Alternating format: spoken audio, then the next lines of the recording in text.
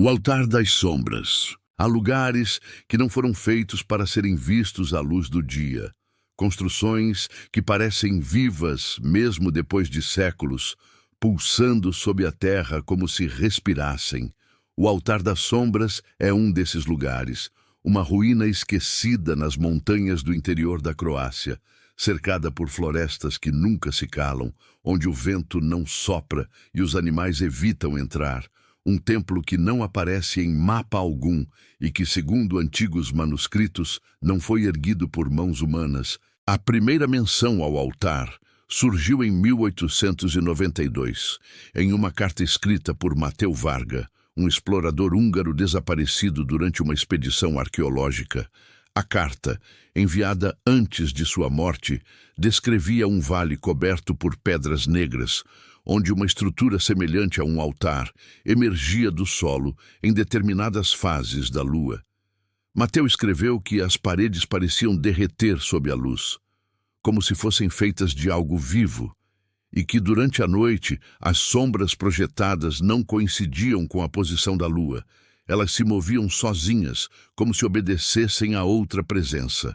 Décadas depois, o local foi redescoberto por acaso por Helena Drakic, uma pesquisadora de mitos pré-eslavos que seguia lendas sobre um culto antigo dedicado a entidades conhecidas como os sem-rosto, figuras que existiam antes da luz, cultuadas através do medo e da repetição. Helena acreditava que o altar era um vestígio desse culto, um ponto de convergência entre o mundo físico e o que ela chamava de zona de eco, um espaço onde as sombras ganhavam autonomia e o corpo humano se tornava apenas um recipiente temporário. Ela viajou até o vale, acompanhada de uma pequena equipe, levando câmeras, instrumentos e sensores, e relatou em seu diário que, ao chegar ao local, o som dos equipamentos começou a falhar, como se houvesse uma frequência inaudível interferindo. As imagens capturadas mostravam figuras fugazes que não estavam lá.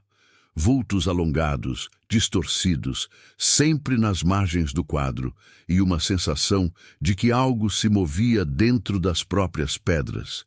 Helena descreve que o altar era formado por 7 blocos principais, cada um coberto de inscrições incompletas, e uma fenda no centro que descia em espiral para a terra, estreita demais para ser humana. Durante a segunda noite de acampamento, a equipe ouviu vozes vindas da fenda, sussurros em uma língua que ninguém reconhecia. Um dos pesquisadores, Marco, disse ter entendido as palavras. A sombra pede o nome. E horas depois, desapareceu sem deixar rastros. Sua câmera foi encontrada caída perto do altar, e nas últimas imagens há apenas o som de respiração acelerada e algo se movendo em silêncio, como se a escuridão tivesse peso próprio. Helena acreditava que o altar servia como uma espécie de passagem, um espelho invertido, onde o reflexo não mostra o que somos, mas o que nos observa quando deixamos de ser vistos. Nos dias seguintes, a escuridão ao redor do acampamento começou a mudar. As árvores pareciam curvar-se para dentro e mesmo ao meio-dia o vale permanecia envolto por uma penumbra constante. Helena escreveu que começou a ver silhuetas dentro da própria sombra. Figuras paradas, sem rosto, imitando seus gestos com atraso, e que toda vez que tentava se afastar, o chão vibrava como se algo enorme estivesse despertando sob seus pés. Na última entrada de seu diário, ela afirma que compreendeu o propósito do altar, que ele não era um local de adoração, mas de troca, e que cada sombra humana é uma oferenda que, mais cedo ou mais tarde, retorna ao altar. Quando a equipe de resgate chegou ao local semanas depois, encontrou apenas as barracas queimadas e o altar coberto por uma substância escura semelhante à fuligem.